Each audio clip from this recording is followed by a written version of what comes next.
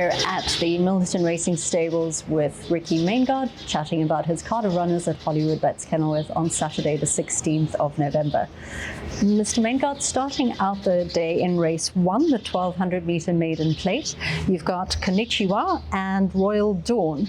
How are these two doing at the moment? Well, to start with a southeaster blowing like it did the last 2 days, if it's like that on Saturday, I think draw 1 and 3 are very bad draws because you get the wind right in your face. But I thought Konnichiwa could run a place on Saturday very well. He took his last run well. He was running on nicely at the finish. So I expect him to run a good race.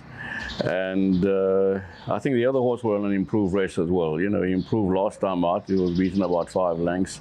I expect him to be a bit closer, and I think the 1200 will suit him better than the 1000 meters that he ran in the first time. But from these draws, if it's a howling southeaster, I'll be very cautious. Okay. Then race 2, the 1400 meter maiden plate. You've got 2 here again. Count William, who jumps from draw 9, and Thomas Jenkins, who's got also the 14 draw. How are these two doing? Well, they should have drawn what the first 2 in the first race drew, and these 2 in the first race would have drawn where they draw. But that's the way it is.